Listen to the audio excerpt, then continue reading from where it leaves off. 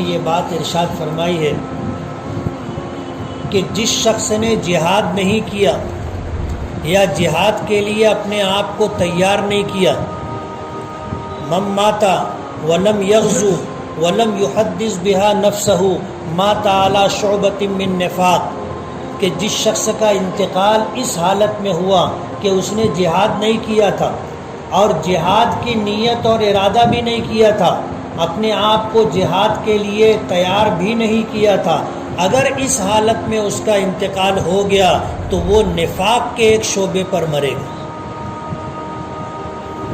مفسرین نے لکھا ہے کہ آپ کی امت نے جہاد چھوڑ دیا، حتیٰ کہ جہاد کا ارادہ تک اور نیت تک چھوڑ دی۔ یہی وجہ ہے کہ پوری دنیا میں ہم لوگ ذلیل و خوار ہو رہے ہیں۔ نبی کریم صلی اللہ علیہ وسلم ہجرت کر کے مدینہ منورہ تشریف لے گئے، تو مدینہ تشریف لے جانے کے بعد بھی رؤسائے قریش اور مکے کے کافروں نے مدینے میں آپ کو چین سے رہنے نہیں دیا۔ تقریباً 19 غزوات و سرایا پیش آئے۔ غزوہ اس جنگ کو کہتے ہیں جس میں نبی کریم صلی اللہ علیہ وسلم بنفس نفیس شریک رہے، اسے غزوہ کہتے ہیں۔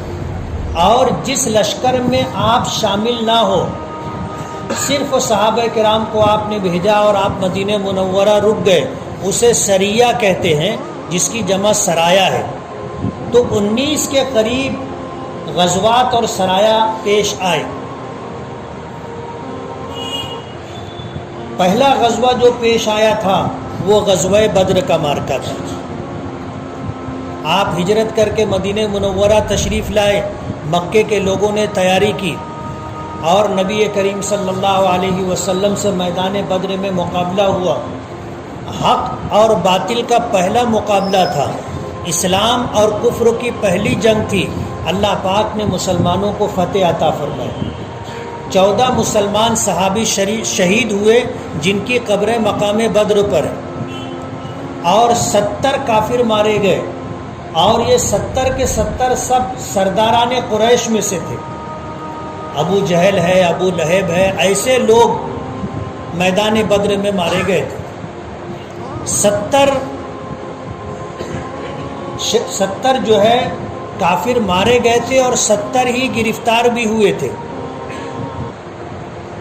تو پہلا غزوہ تھا، سن 2 ہجری میں پیش آیا تھا۔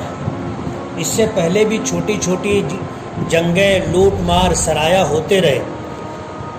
غزوہ احد کا معرکہ پیش آیا جو سن 3 ہجری میں تھا۔ پھر اس کے بعد غزوہ خندق کا معرکہ پیش آیا جو سن 5 ہجری میں تھا۔ نبی کریم صلی اللہ علیہ وسلم کی عادت شریفہ تھی کہ فجر کی نماز پڑھانے کے بعد مصلی پر تھوڑی دیر رکتے تھے، بیٹھتے تھے۔ صحابہ کرام میں سے کسی نے کوئی خواب دیکھا ہو تو وہ اپنا خواب ذکر کرتا تھا اور حضور اس کی تعبیر بتایا کرتے تھے۔ کبھی ایسا بھی ہوتا تھا کہ نبی کریم صلی اللہ علیہ وسلم نے خود کوئی خواب دیکھا ہو تو آپ اپنا خواب بیان کرتے اور پھر اس کی تعبیر بھی بتایا کرتے تھے۔ سن 6 ہجری ذی القعدہ میں نبی کریم صلی اللہ علیہ وسلم نے خواب دیکھا اور فجر کی نماز کے بعد مصلی پر تشریف فرما رہے اور صحابہ کرام کو اپنا خواب بتایا۔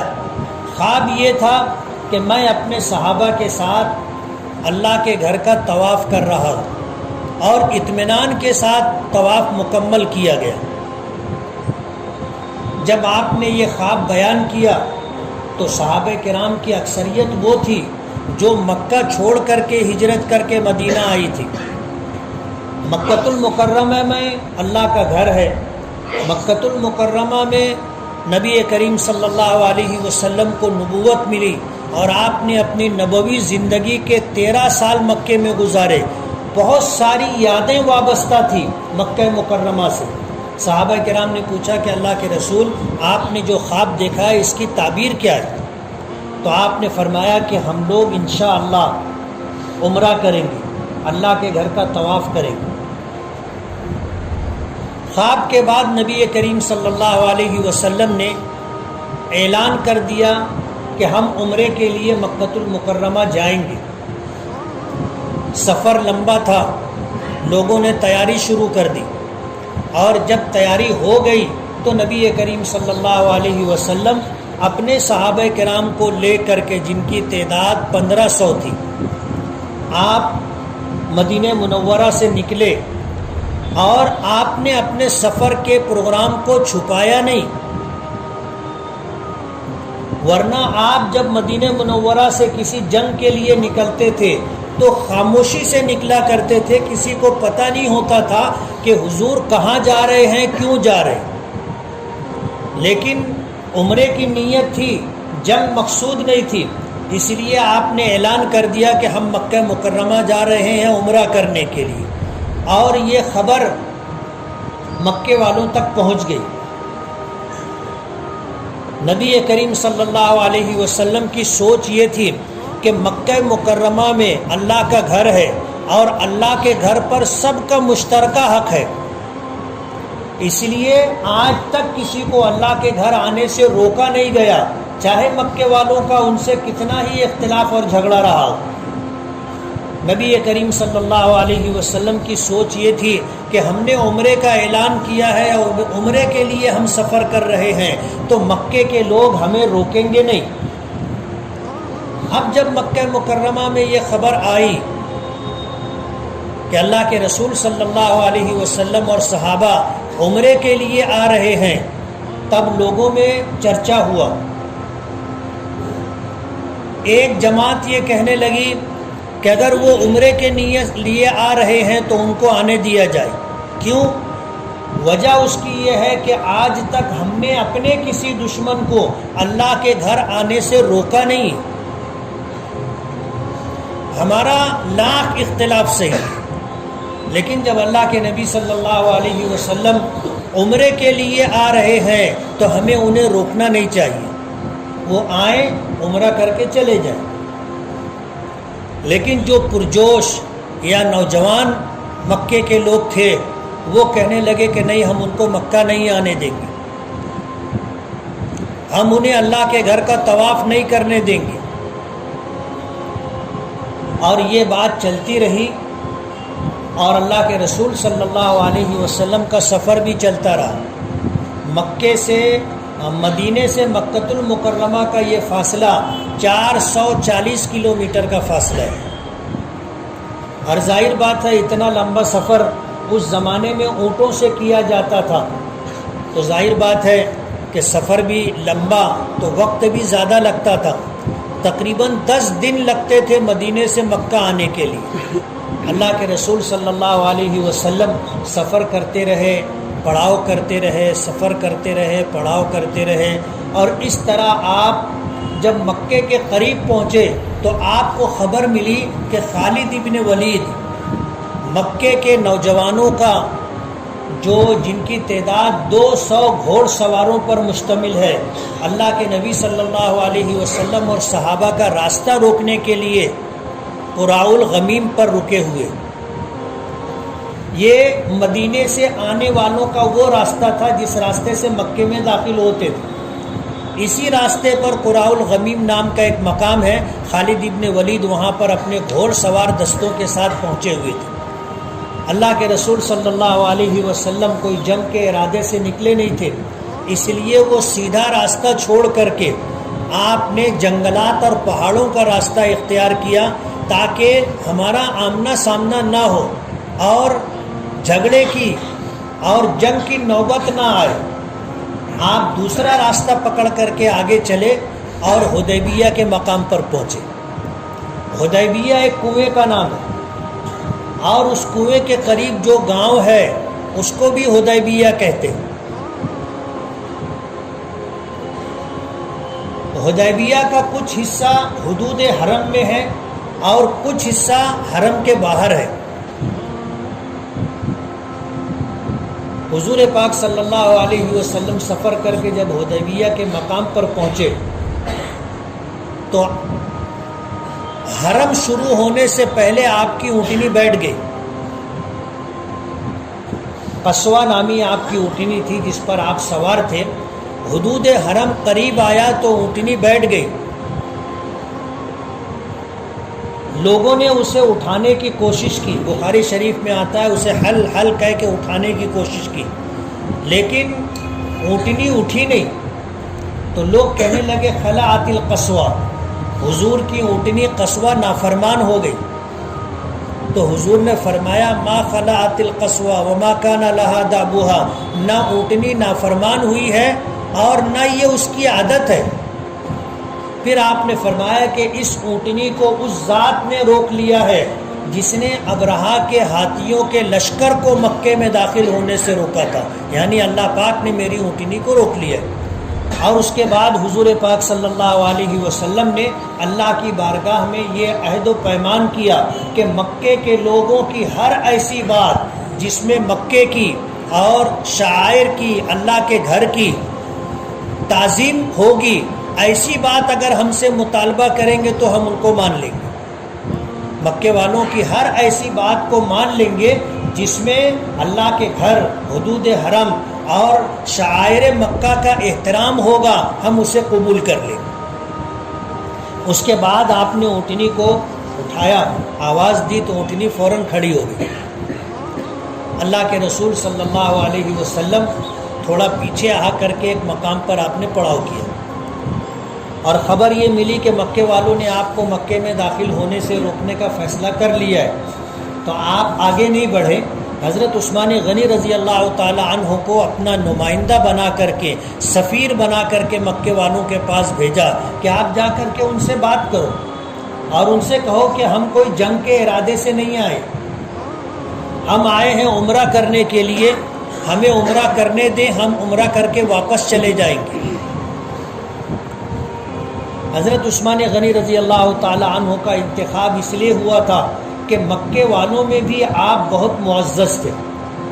اللہ نے پہلے سے مال و دولت عطا کی تھی اور خاندان بھی ان کا باعزت تھا، اور اسی کے ساتھ ان کا اپنا ذاتی مقام بھی مکے والوں کے نزدیک بہت معتبر تھا.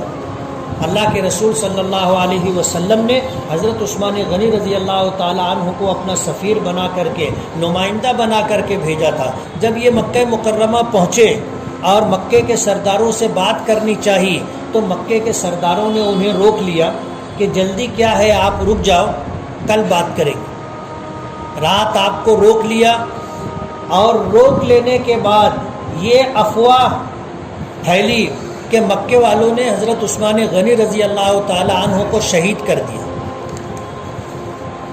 کسی سفیر کو یا کسی نمائندے کو قتل کرنا بہت بڑا جرم تھا، اور حضرت عثمان غنی رضی اللہ تعالی عنہ مشہور صحابی، خلفائے اربعہ میں سے ایک، حضور کے داماد،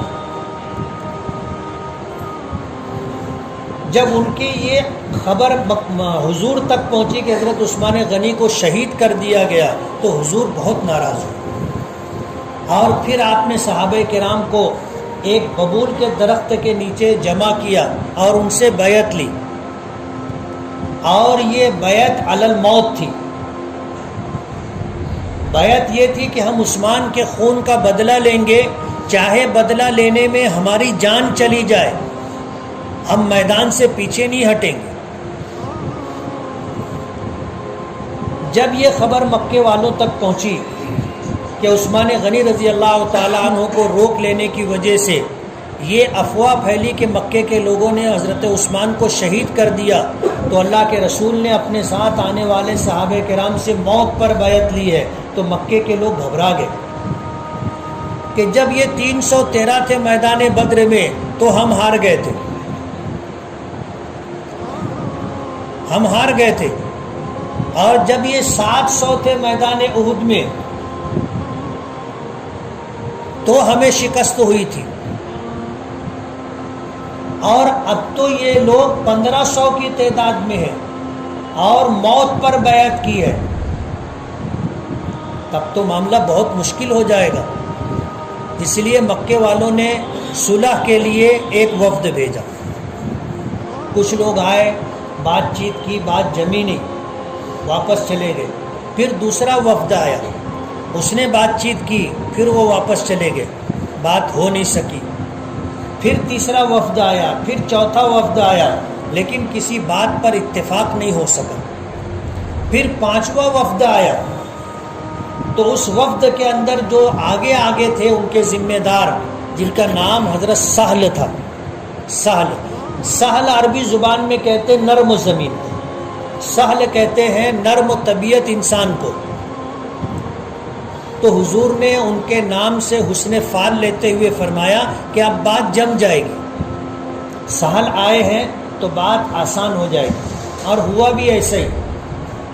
حضرت سہل رضی اللہ تعالی عنہ آئے، اور آنے کے بعد نبی کریم صلی اللہ علیہ وسلم اور مشرکین مکہ کے درمیان صلح ہو گئی۔ اسی صلح کو صلح حدیبیہ کہتے ہیں، اسی صلح کو صلح حدیبیہ کہتے ہیں، اس لیے کہ یہ مقام حدیبیہ پر صلح ہوئی تھی۔ صلح میں پہلی دفعہ یہ تھی کہ اس سال آپ عمرہ نہیں کریں گے، یہیں سے احرام اتار کر واپس مدینہ جائیں گے، اور آئندہ سال، اگلے سال آ کر کے اس عمرے کی قضا کریں گے۔ اور جب عمرے کے لیے آئیں گے تو صرف ایک تلوار ساتھ میں ہوگی، دوسرا کوئی ہتھیار نہیں ہوگا، اور مکے میں 3 دن قیام کریں گے، 3 دن سے زیادہ قیام نہیں کریں گے۔ پہلی شرط یہ تھی۔ دوسری شرط یہ تھی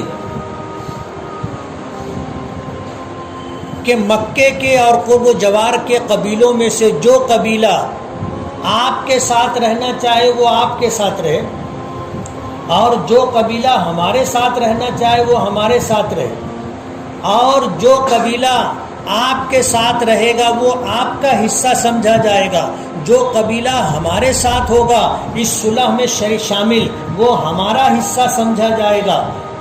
اگر وہ قبیلہ جو ہمارے ساتھ ہے اگر آپ کی طرف سے اس پر زیادتی ہوئی تو اس کا مطلب یہ ہوگا آپ نے ہم پر زیادتی کی، اور آپ کے ساتھ جو قبیلہ ہے اگر اس پر زیادتی ہوئی تو اس کا مطلب یہ ہوگا کہ ہم نے آپ کے ساتھ زیادتی کی۔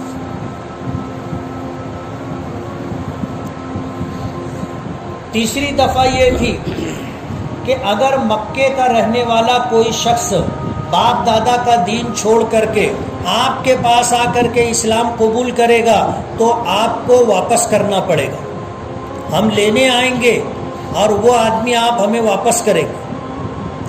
اور اگر مدینے کا کوئی شخص آپ کا دین چھوڑ کر کے اپنے باپ دادا کے دین کو قبول کر کے مکہ آئے گا تو ہم واپس نہیں کریں گے۔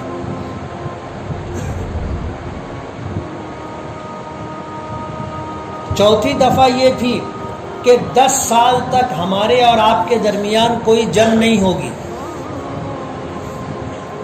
10 سال تک امن و امان اور چین و سکون کے ساتھ تم بھی رہو ہم بھی رہیں گے۔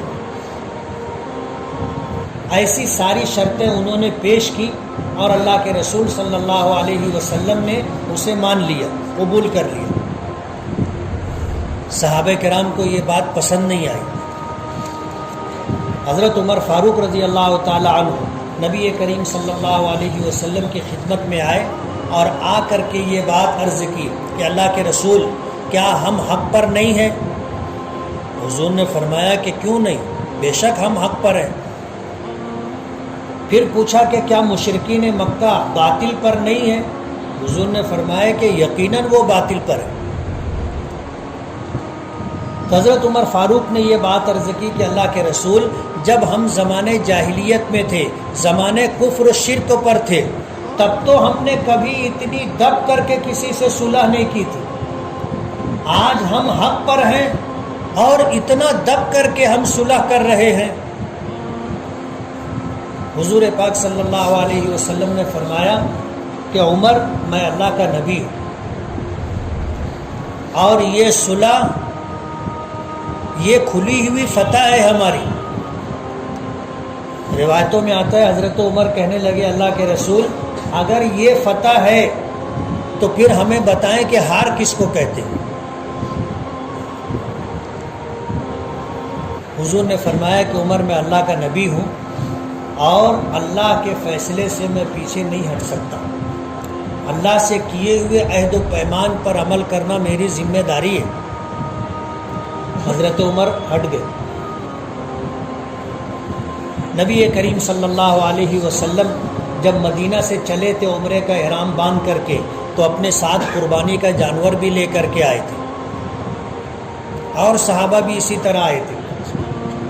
جب آپ صلح ہو جانے کے بعد واپس جانے لگے تو آپ نے پہلے سب کو اپنا سر منڈوانے کا اور جانور ذبح کر کے مکہ واپس چلنے کا فیصلہ سنایا، تو کوئی بھی اپنی جگہ سے نہیں اٹھا۔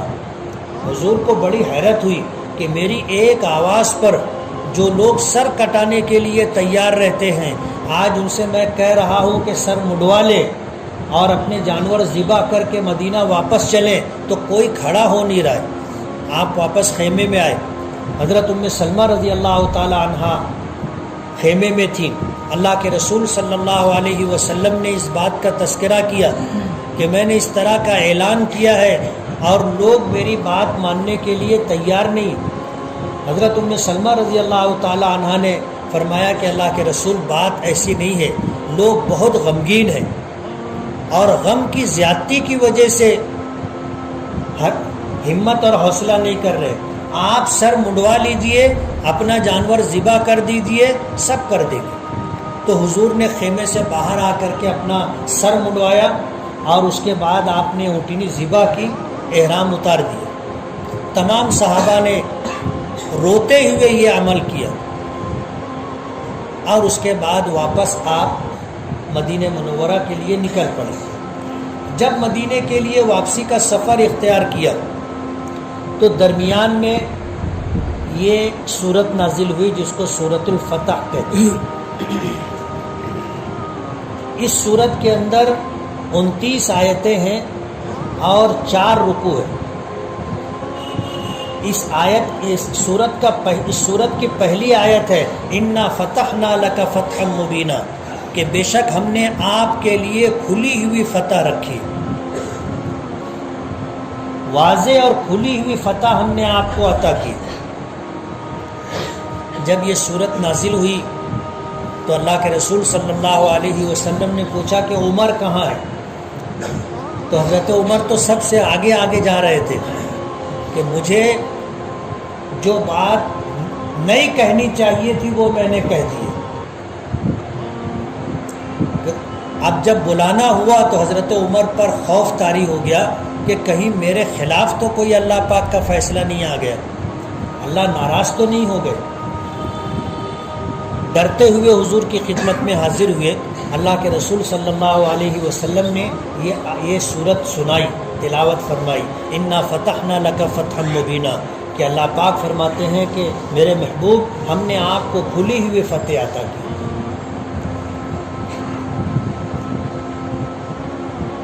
مفسرین نے لکھا ہے کہ حدیبیہ کی یہ صلح فتح مکہ کا پیش خیمہ تھا۔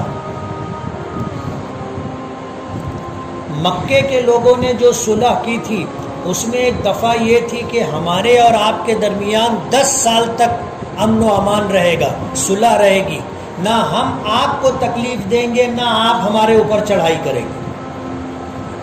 اللہ کے رسول صلی اللہ علیہ وسلم کو 10 سال کا یہ جو زمانہ ملا صلح کا، آپ نے مکہ چھوڑ دیا اور اطراف میں آپ نے اللہ کا دین دعوت و تبلیغ کے لیے صحابہ کرام کی جماعتیں تیار کر کے روانہ کرنا شروع کر دیا۔ اب یہ ڈر نہیں تھا کہ مکے کے لوگ ہم کو روکیں گے، یہ ڈر نہیں تھا کہ مکے کے لوگ مدینہ خالی ہے تو اس پر حملہ کر دیں گے، اطمینان تھا۔ 10 سال کی صلح تھی۔ اللہ کے رسول صلی اللہ علیہ وسلم نے اس صلح کو دین کی تبلیغ اور نشر و اشاعت کے لیے پوری طرح وصول کرنے کا فیصلہ کیا۔ سن 6 ہجری میں صلح حدیبیہ ہوئی تھی اور سن 8 ہجری میں یعنی 2 سال کے بعد مکہ مکرمہ فتح ہوا۔ 10 سال جنگ نہ کرنے کی بات تھی، لیکن 2 سال بھی پورے نہیں ہوئے۔ مکے کے قریب میں قبیلہ تھا بنو خزاعہ، انہوں نے نبی کریم صلی اللہ علیہ وسلم کے ساتھ رہنا قبول کیا تھا کہ اس صلح میں ہم آپ کے ساتھ.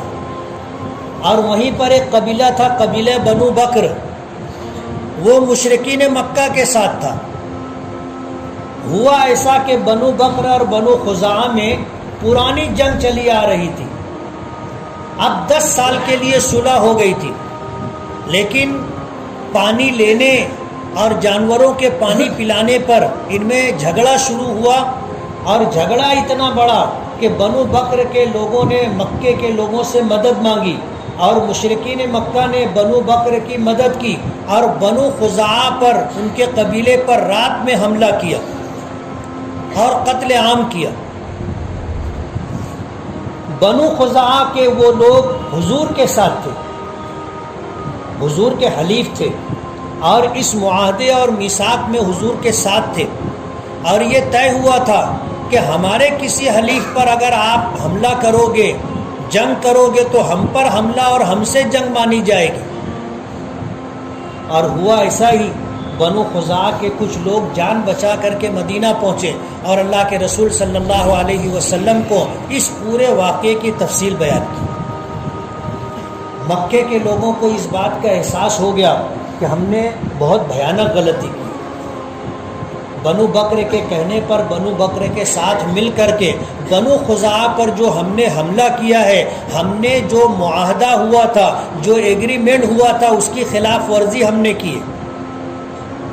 جب حضور کو اس بات کی اطلاع ملی، بنو خزاعہ کے لوگوں نے جا کر کے اس بات کا تذکرہ کیا، تو حضور نے، صحابہ کرام نے اعلان کر دیا کہ ہمیں مکے پر چڑھائی کرنی ہے، اور بنو خزاعہ پر جو ظلم کیا گیا ہے، مکے والوں سے اس کا بدلہ لینا ہے.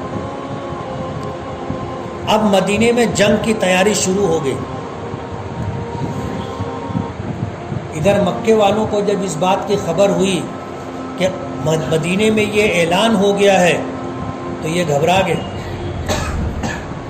ابو سفیان جو مکے کے سردار تھے اور جن کی بیٹی ام حبیبہ رضی اللہ تعالی عنہا حضور کی بیوی تھی، امہات المومنین میں سے تھی، ابو سفیان مدینہ آئے، اور مدینہ آنے کے بعد اپنی بیٹی کے پاس گئے. ام حبیبہ رضی اللہ تعالی عنہا نے جب اپنے والد کو دیکھا کہ وہ گھر میں آ گئے ہیں، تو ایک ٹاٹ بچھا ہوا تھا، اسے تہہ کر کے لپیٹ کر کے کنارے کر دیا. تو ابو سفیان ام حبیبہ رضی اللہ تعالی عنہا کے باپ تھے، والد تھے. کہنے لگے کہ بیٹی، یہ بستر میرے قابل نہیں تھا یا میں بستر کے قابل نہیں تھا، تم نے اٹھا کیوں دیا؟ لوگ تو بچھاتے ہیں نا مہمان کے آنے پر، تم نے اٹھا دیا. تو ام حبیبہ رضی اللہ تعالی عنہا کہنے لگی کہ یہ میرے آقا رسول اللہ صلی اللہ علیہ وسلم کا بستر ہے، اور تم مشرک اور ناپاک ہو، اللہ کے رسول صلی اللہ علیہ وسلم کے پاک بستر پر میں تمہیں کیسے بٹھا سکتی ہوں؟ اس لیے میں نے لپیٹ کر رکھ دیا. تو ابو سفیان کہنے لگے کہ بیٹی، مجھ سے جدا ہونے کے بعد تم بہت بدل گئی. ام حبیبہ رضی اللہ تعالی عنہا نے کوئی جواب نہیں دیا، خاموش رہی. ابو سفیان کہنے لگے کہ میں آیا ہوں صلح کی بات کرنے کے لیے، تم حضور پاک صلی اللہ علیہ وسلم سے میری سفارش کر دو. ام حبیبہ رضی اللہ تعالی عنہا نے جواب دیا کہ یہ مردوں کے معاملات ہیں، مردوں کے معاملات میں ہم لوگ دخل نہیں دیتے، آپ خود بات کرو. ام حبیبہ رضی اللہ تعالی عنہا نے انکار کر دیا. ابو سفیان یہاں سے نکلے، حضرت فاطمہ رضی اللہ تعالی عنہا کے پاس گئے اور ان سے جا کر کے یہ گزارش کی کہ آپ ہماری سفارش کر دیں، صلح دوبارہ کروا دیں. حضرت فاطمہ رضی اللہ تعالی عنہا کا حضور کے فیصلے کا علم تھا کہ حضور نے جنگ کا اعلان کر دیا ہے. تو حضرت فاطمہ نے کہا کہ ہم مردوں کے معاملات میں دخل نہیں دیتی، ہم عورتیں مردوں کے معاملات میں دخل نہیں دیتی. پھر وہ اور لوگوں کے پاس کوشش کی. حضرت حسن اور حضرت حسین بچے تھے، عمر کم تھی. ابو سفیان نے چاہا کہ ان سے کام نکالا جائے، تو حضرت فاطمہ نے منع کر دیا کہ یہ کام بچوں کا نہیں ہے، آپ میرے بچوں کو نہ لے کے جائیں. ابو سفیان نے کوشش کی لیکن کوشش میں ناکام رہے. واپس مکہ آ گئے اور مکے والوں کو آ کر کے خبر دے دی کہ صلح دوبارہ نہیں ہو سکی ہے، کسی بھی وقت ہم پر حملہ ہو سکتا ہے. اللہ کے رسول صلی اللہ علیہ وسلم نے پوری تیاری کروائی اور پوری تیاری کر کے 10,000 لوگوں پر مشتمل ایک لشکر لے کر آپ مدینے سے چلے مکے پر چڑھائی کرنے کے لیے. جب مکے کے قریب پہنچے تو ایک وادی کے اندر پورے لشکر کو ٹھہرایا اور ہر ایک کو حکم دیا کہ ہر آدمی اپنا کھانا خود بنائے. 2 آدمیوں کا کھانا ایک ساتھ نہیں بنے گا، سب اپنا اپنا چولہا الگ جلائیں. اب 10,000 لوگوں نے اپنا اپنا چولہا جلانا شروع کیا تو کتنے چولہے جلے؟ 10,000. ابو سفیان اور مکے کے لوگ پہاڑ کے اوپر چڑھ کر کے دیکھ رہے تھے کہ کیا ہے. جب دیکھا کہ یہاں سے وہاں تک چولہے ہی چولہے جل رہے ہیں تو انہوں نے حساب لگایا کہ ایک چولہے پر کم سے کم 10 لوگوں کا کھانا بنتا ہے. یہ حضور کی جنگی حکمت عملی تھی، جنگی حکمت عملی تھی. رات کی تاریکی میں مکے کے لوگوں نے جب دیکھا کہ یہ 10,000 چولہے جل رہے، اس کا مطلب یہ ہے کہ 1,00,000 لوگ ایک لشکر میں ہیں، ایک چولہے پر 10 لوگوں کا کھانا بنے گا تو 10,000 چولہے ہیں، 1,00,000 لوگوں کا کھانا پک رہا ہے. مکے کے لوگ ہمت ہار گئے کہ اتنے بڑے لشکر کا ہم لوگ مقابلہ نہیں کر سکتے. اور پھر دوسرے دن ابو سفیان حضرت عباس رضی اللہ تعالیٰ عنہ کی صلح ان کے پناہ میں آ کر کے حضور کے پاس درخواست لے کر کے پہنچے. مکہ مکرمہ فتح ہو گیا بغیر کسی جنگ کے، بغیر کسی جنگ کے مکہ فتح ہو گیا، اس لیے کہ مکے کے لوگوں نے ہتھیار ڈال دیے کہ ہم اتنے بڑے لشکر کا مقابلہ نہیں کر سکتے. تو سن 6 ہجری میں صلح حدیبیہ ہوئی تھی اور سن 8 ہجری میں مکہ مکرمہ فتح ہوا تھا. تو صلح حدیبیہ فتح مکہ کا پیش خیمہ اور اس کی بنیاد تھی. اسی لیے بعض صحابہ کرام کہا کرتے تھے کہ تم فتح مکہ کو فتح سمجھتے ہو، ہم حدیبیہ کی صلح کو فتح سمجھتے ہیں کہ وہیں سے اللہ پاک نے ہمارے لیے فتح مکہ کا دروازہ کھولا. تو صلح حدیبیہ کے بعد یہ آیت نازل ہوئی کہ میرے محبوب ہم نے آپ کو فتح مبین عطا کی، کھلی ہوئی فتح عطا کی، اور آپ نے صلح کر کے بغیر عمرہ کیے، بغیر جنگ کیے واپس جانے کا جو فیصلہ کیا اور ہم سے جو عہد و پیمان کیا تھا کہ ہر وہ بات جس میں اللہ کے گھر کی، اللہ کے شہر کی تعظیم ہوگی، ہر ایسی بات تم مان لو گے.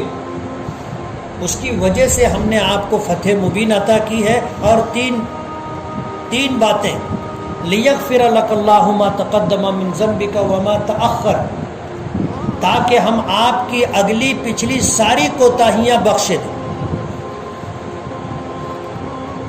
نبی معصوم ہوتا ہے، اس سے گناہ نہیں ہوتا، لیکن کچھ باتیں ایسی ہوتی ہیں جو شان نبوت کے مناسب نہیں ہوتی، اس کو بھی کوتاہی سے تعبیر کیا گیا. اس لیے فرمایا کہ آپ سے ماضی میں جو کوتاہیاں ہوئی وہ اور آئندہ جو کوتاہیاں ہوں گی وہ سب ہم نے معاف کر دیا آپ کے لیے. یہ اللہ پاک کی طرف سے یہ اعلان ہو گیا، آپ کے حق میں یہ فیصلہ ہو گیا. مفسرین نے بہت عجیب بات لکھی ہے کہ کل میدان محشر میں کل میدان محشر میں جب اللہ انتہائی غضبناک ہوں گے اور حساب و کتاب شروع نہیں ہوگا تو لوگ حضرت آدم کے پاس جائیں گے کہ آپ سفارش کریں، آپ تمام انسانوں کے باپ، تمام نبیوں کے باپ، پہلے نبی ہیں، آپ اللہ سے سفارش کریں۔ حضرت آدم انکار کر دیں گے کہ آج اللہ اتنے غضبناک ہے کہ نہ اس سے پہلے اتنے غضبناک ہوئے نہ اس کے بعد ہوں گے، کہیں ایسا نہ ہو کہ میں جاؤں اور میرا مواخذہ ہو جائے کہ ہم نے تمہیں اپنے ہاتھوں سے بنایا تھا، روح ڈالی تھی، جنت میں رکھا تھا اور گیہوں کے پودے کے قریب جانے سے منع کیا تھا، تم کیوں گئے تھے؟ کہیں میری پکڑ نہ ہو جائے، مجھ سے مواخذہ نہ ہو جائے، میں نہیں جاؤں گا۔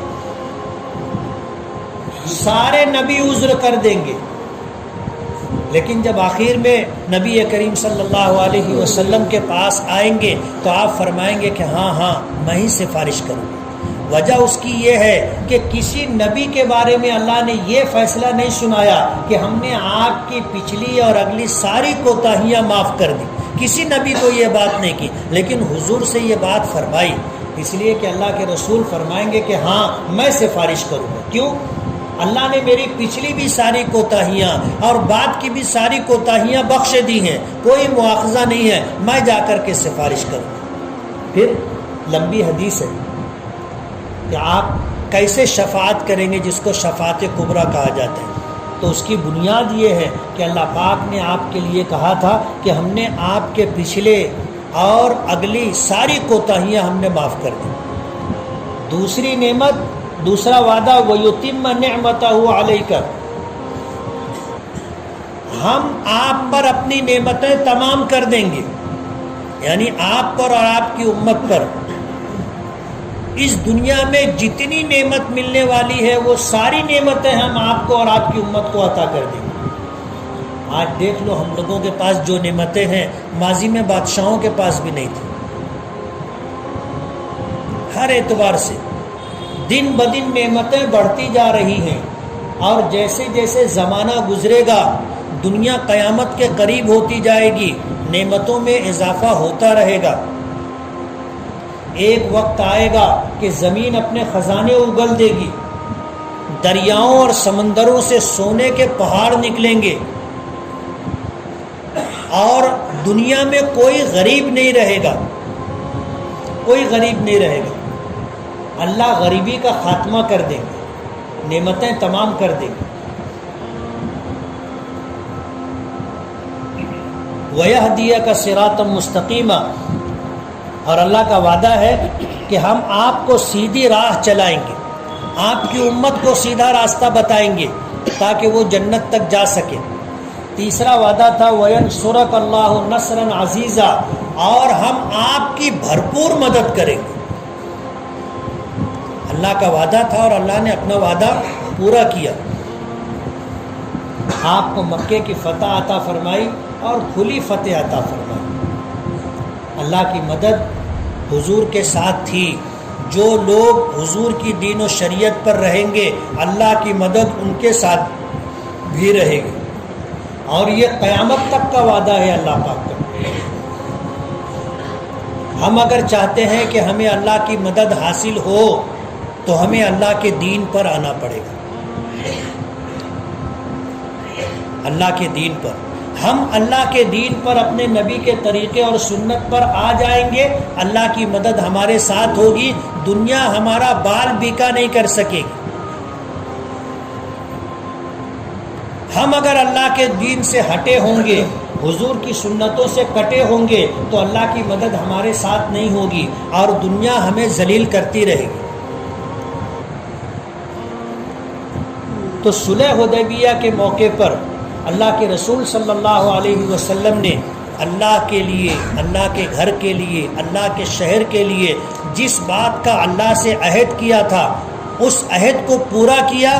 اللہ پاک نے وعدہ فرمایا کہ ہم نے آپ کو کھلی فتح عطا کی ہے، ہم نے آپ کی اگلی پچھلی ساری کوتاہیاں بخش دی ہیں، اپنی نعمتیں آپ پر تمام کر دی ہیں، اور سب سے بڑی نعمت صراط مستقیم ہم نے آپ کے لیے واضح کر دی ہے، اور ہم آپ کی بھرپور مدد کریں۔